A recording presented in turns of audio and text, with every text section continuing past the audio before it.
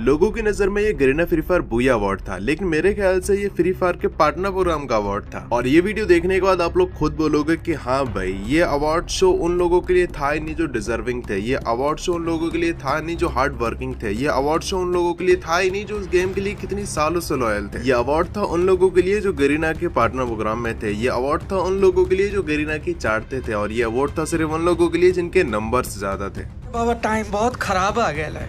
और क्या आप लोगों ने कभी ये सोचा है कि गरीना फ्री फायर इतने बड़े बड़े इवेंट्स करवा सकती है, इतने बड़े बड़े कोलैबोरेशन करवा सकती है, इतने बड़े बड़े शो करवा सकती है, लेकिन जो मेन चीज है गरीना फ्री फायर टूर्नामेंट नहीं करवा सकती है। जब बात शो की हो गरीना फ्री फायर हमेशा रेडी रहती है, जब बात इवेंट की हो गरीना फ्री फायर हमेशा रेडी रहती है, लेकिन जब बात टूर्नामेंट की हो तो गरीना फ्री फायर बस सोती रहती है। शर्म करो, भगवान से डरो। और देखो, वीडियो शुरू करने से पहले मैं इस बात को बिल्कुल क्लियर कर दूं कि भाई मैं किसी भी यूट्यूबर से हेट नहीं करता, ना ही इस वीडियो में किसी क्रिएटर के लिए हेट है, क्योंकि सभी लोग मेहनत करते हैं, सब लोग अपनी जगह सही है। लेकिन मुझे लगता है कि कुछ ऐसे लोग भी हैं जो बहुत कुछ डिजर्व करते हैं, बट उनको वो नहीं मिल पाया जो उनको मिलना चाहिए। तो मुझे लगता है हमको इस बारे में बात तो करनी चाहिए। बात तो सही है। The reality of Garena free fire booyah award.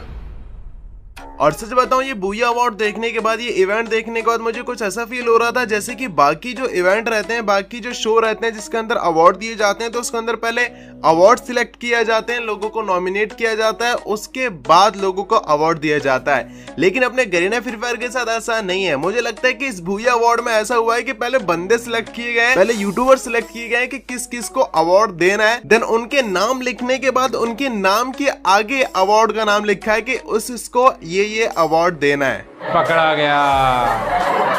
पकड़ा गया ये। तो सबसे पहले, जैसे कि आप लोगों को पता है, क्रिएटर ऑफ द अवार्ड मिला है अपने अज्जू भाई यानी कि टोटल गेमिंग को। वो बात अलग है कि अज्जू भाई ने मेरे ख्याल से इस पूरे साल में एक आधी फ्री फायर की वीडियो अपलोड की होगी, लेकिन ये भी सच है कि अज्जू भाई ने जो गेम के लिए पहले किया है वो हम शायद आगे कभी भी ना कर पाए। तो भाई ठीक है, अज्जू भाई यानी कि अपने टोटल गेमिंग इस अवार्ड को वैसे ही डिजर्व करते थे, और अगर नहीं भी मिलता तो अज्जू भाई का क्या ही बिगड़ने वाला था, मुझे लगता है उनको फर्क भी नहीं पड़ता। बट हाँ, अगर गरीना फ्री फायर ये अवार्ड अज्जू भाई को नहीं देती तो भाई आगे अज्जू भाई को वो नहीं बुला पाते, आगे वो अज्जू भाई से इवेंट को प्रमोट नहीं करवाते। और एक बात आप लोगों ने नोटिस की, टीएसजी ऋतिक भाई भी इस अवार्ड शो के अंदर गए थे। मैंने खुद पोस्ट देखी थी कि हाँ भाई बंदा गया था, बढ़िया है, लेकिन मुझे नहीं पता कि एट द एंड क्या हुआ, क्योंकि टीएसजी ऋतिक भाई को कोई भी अवार्ड नहीं मिला। और सच बताऊं, टीएसजी ऋतिक भाई के लिए मुझे खुद बहुत ज्यादा बुरा लग रहा है, क्योंकि अपने टीएसजी ऋतिक भाई वही बंदे हैं ना जिसने अपने 2025 का सबसे बड़ा युद्ध छोड़ दिया था, अपने गरीना फ्री फायर के अगेंस्ट में इतना बड़ा महायुद्ध छेड़ दिया था, ये कर देंगे वो कर देंगे, फ्री फायर मैक्स को भी बैन करा देंगे, ई स्पोर्ट लेके आओ, बहुत बढ़िया आवाज उठाई थी, हमने सपोर्ट किया था, बहुत अच्छा। लेकिन वही हम लोगों को देखने को मिलता है कि टीएसजी ऋतिक भाई अपने इस अवार्ड शो के अंदर इन्वाइट किए गए और बाकायदा भाई गए भी हैं, लेकिन उनको अवार्ड नहीं दिया, वो अलग बात है। अरे मजाक बना के रखते हो। काफी बुरा लगा ऋतिक भाई के लिए, लेकिन सीरियसली बताऊं, मुझे सबसे ज्यादा बुरा लगा है अपने ज्ञान गेमिंग, यूजी आयुष, सुनीता और भी ऐसे बहुत सारे क्रिएटर हैं जो डिजर्विंग थे, बट उनके साथ एक तरीके से स्कैम किया गया है। और मेरे ख्याल से तो ये यूजी आयुष के साथ में डबल स्कैम हुआ है। इससे पहले भी यूजी आयुष के साथ में कुछ ना कुछ स्कैम तो हुआ था गरीना फ्री फायर मैनेजमेंट की टीम से। अगर आप लोगों को याद हो तो आज से कुछ टाइम पहले अपने गरीना फ्री फायर का एक वर्ल्ड कप हुआ था जो कि रियाद में हुआ था, और वहां पे अपनी इंडिया की टीम नहीं गई थी, इंडिया की टीम नहीं गई थी, ऑब्वियस सी बात है, लेकिन हाँ फिर भी इंडिया से कुछ यूट्यूबर गए थे जिनको स्पोर्ट के बारे में घंटा कुछ नहीं पता, बस पहाड़ी भाई को छोड़ के बाकी उन लोगों को बुलाया गया था जिनके सिर्फ नंबर ज्यादा थे, जो बस रील डाल के प्रमोट कर सकते थे इवेंट को, और वहां पे जो बंदे डिजर्विंग थे उनको नहीं बुलाया गया था। इवन मेरे ख्याल से तो अपने यूजी आयुष भाई के साथ तो बहुत बड़ा स्कैम हुआ था। जब गरीना फ्री फायर की मैनेजमेंट टीम सिलेक्ट कर रही थी कि किस किस यूट्यूबर को, किस किस बंदे को, किस किस क्रिएटर को अपने फ्री फायर वर्ल्ड कप की सीरीज में लेके जाना है, किस किस को रियाद में लेके जाना है, किस किस को इवेंट में लेके जाना है, तो वहां पे अपने यूजी आयुष भाई ने मेरे ख्याल से सवाल किया था कि भाई मैं क्यों नहीं, तो यूजी आयुष भाई को रिप्लाई मिलता है कि आपका नाम दिया था लेकिन आप सिलेक्ट नहीं हुए। और आप लोगों को पता है मजे की बात क्या है, वो टूर्नामेंट होने से पहले यूजी आयुष भाई को एक मेल आता है, जो ऑफिशियली टूर्नामेंट की जो ऑर्गेनाइज करने वाली टीम थी वहां से मेल आता है यूजी आयुष भाई को कि आप इवेंट में आइए, और वहां से यूजी आयुष भाई फिर रिप्लाई करते हैं कि मेरा तो नाम पहले आपने रिजेक्ट कर दिया था, तो वहां से ऑफिशियल टीम बोलती है कि आपका नाम तो कभी हम लोगों को मिला ही नहीं, तो रिजेक्ट कहां से करेंगे। तो यूजी आयुष भाई का भी चूतिया काटा गया था ये बोल के कि आपका नाम दिया था लेकिन आप सिलेक्ट नहीं हुए, तो आपको नहीं लेके जाया जाएगा। और इस बार फिर से अपने यूजी आयुष भाई के साथ में स्कैम कर दिया। देखो बंदा काफी ज्यादा मेहनत करता है और काफी ज्यादा कंसिस्टेंसी भी दिखाता है और काफी ज्यादा मतलब डिजर्विंग है, तो उसको एटलीस्ट इवेंट में बुलाना तो चाहिए था। वैसे तो अवार्ड भी डिजर्व करता है, लेकिन भाई बंदे को नॉमिनेट ही नहीं किया, बंदे को इनवाइट ही नहीं किया।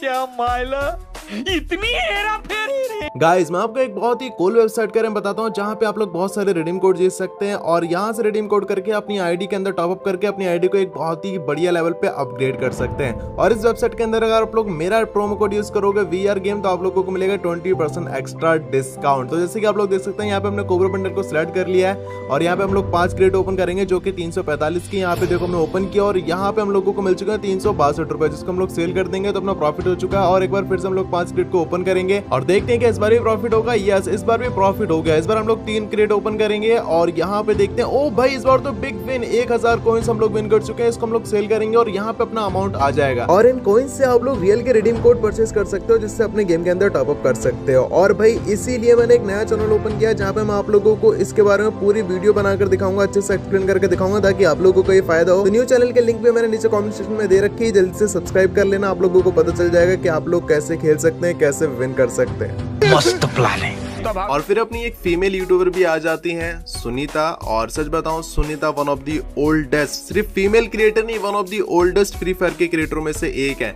इवन एक टाइम पे अपनी सुनीता मॉडरेटर भी रह चुकी है। तो अगर अज्जू भाई को अवार्ड इसलिए दिया गया है कि उन्होंने पहले के टाइम पे फ्री फायर के लिए बहुत कुछ किया है। अभी के टाइम पे तो अज्जू भाई गेम नहीं खेलते हैं, फ्री फायर की वीडियो अपलोड नहीं करते हैं, जो कि सही है, नहीं करते हैं। तो फिर सुनीता को क्यों नहीं बुलाया गया? क्योंकि सुनीता तो फिर बहुत ज्यादा डिजर्व करती है। सुनीता तो बहुत पहले से गेम को खेल रही है, बहुत अच्छे से पहले से प्रमोट करती आ रही है, बहुत पहले से ही तुम्हारे मेरे ख्याल से one of the oldest free fire के पार्टनर प्रोग्राम के मेंबर है सुनीता। और अभी कुछ टाइम पहले उसने खुद से ही लीव किया है, बट स्टिल अभी भी सुनीता फ्री फायर को खेलती है, स्ट्रीम करती है, वीडियो अपलोड करती है, सब कुछ। लेकिन फिर भी उसको इनवाइट नहीं किया गया। क्यों भाई?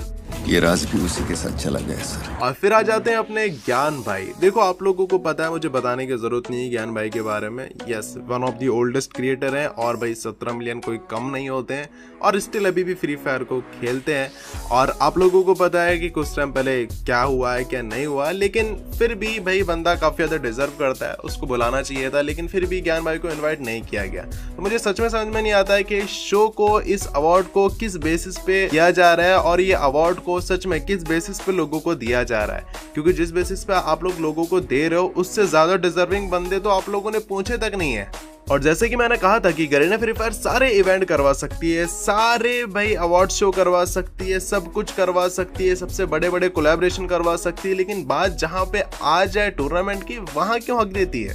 तुम्हें शर्म है? कुछ शर्म आया है? जहां बात टूर्नामेंट की आ जाए वहां पे इनके ड्रामे शुरू हो जाते हैं कि नहीं, हमारा गेम तो इंडिया में अभी बैन है, गवर्नमेंट अभी थोड़ा टाइम लेगी, जब गेम आ जाएगा फ्री फायर इंडिया के नाम पे। तो भाई सच में इतना गंदा चूतिया काटा है इन लोगों ने। फ्री फायर इंडिया कभी आना ही नहीं वाला था, बस फ्री फायर इंडिया का नाम ले दिया ताकि इनके शेयर मार्केट के ऊपर कोई इफेक्ट ना पड़े। क्योंकि वन ऑफ दी जो इनकी अर्निंग होती है ना, वो भाई इंडिया से ही होती है, सबसे ज्यादा अर्निंग ये इंडिया से ही करते हैं। और आप लोगों को पता है कि जब इंडिया में गेम बैन हुआ था तो ये इनको कितना बड़ा लॉस हुआ था। तो मुझे लगता है कि सिर्फ और सिर्फ एक मार्केटिंग स्टंट था फ्री फायर इंडिया का। चलो वो तो एक अलग टॉपिक है, लेकिन हाँ भाई इंडियन लोगों के साथ ही इतना चूतियापा क्यों किया जाता है? भाई इंडियन लोगों को इतना चूतिया क्यों काटा जाता है? जब तुमको बूया अवार्ड जैसे शो करवा के अपने टिकट सेल करने रहते हैं, तब तुमको इंडियंस ऑडियंस चाहिए। जब तुमको भाई गेम के अंदर इवेंट ला के टॉप अप करवाना रहता है, तब तुमको इंडियंस ऑडियंस चाहिए। और जब तुमको अपनी शेयर मार्केट को बूस्ट करना होता है, तो चूतिया बनाने के लिए भी तुमको इंडियन ऑडियंस ही चाहिए। लेकिन भाई जब बात आती है टूर्नामेंट की, तब तुम बोल देते हो कि नहीं, हमारा गेम तो इंडिया में बैन है, हम टूर्नामेंट कैसे करवाएं?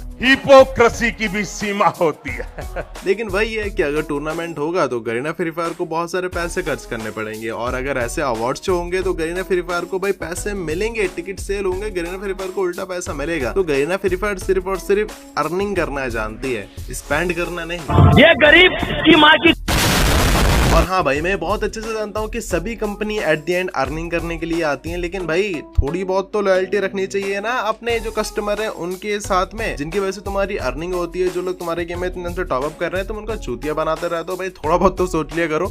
अरे कम से कम कुछ ना है तो सही, कुछ तो टूर्नामेंट करवा दो। अभी पिछली बार दिवाली टूर्नामेंट करवाया था, उन पर सिर्फ डायमंड दे दिए लोगों को। इतने बड़े बड़े शो करवाए जा रहे हो, इतने बड़े बड़े इवेंट करवाए जा रहे हो, इतने बड़े बड़े भाई ये अवार्ड शो करवा रहे हो, लेकिन जब बात आती है टूर्नामेंट करवाने की, तब तुम्हारा गेम बैन हो जाता है। और अब ज्यादा बोलूंगा तो विवाद हो जाएगा, तो इसलिए वीडियो को खत्म करते हैं। और मुझे बताओ कमेंट करके कि गाइस आप लोगों को क्या लगता है, और अगर इस वीडियो में मैंने कहीं ना कहीं कुछ गलत बोला हो या फिर कुछ गलत इन्फॉर्मेशन दी हो तो मेरे को करेक्ट जरूर करना कमेंट सेक्शन में, क्योंकि कमेंट सेक्शन आपका ही है। और चैनल पे नहीं हो तो वही जरूर चैनल को सब्सक्राइब कर लेना, क्योंकि आगे बहुत ही धमाकेदार वीडियो आने वाली है, आप लोगों को मजा ही आ जाएगा। तो सब्सक्राइब कर लो, बेल नोटिफिकेशन पे क्लिक करके उसको ऑल पे सिलेक्ट कर लो। तब तक के लिए आप लोगों से मिलते हैं अगली वीडियो में, जब तक के लिए आप लोग अपना ध्यान रखें। I love you so much guys, take care, all tata, bye bye.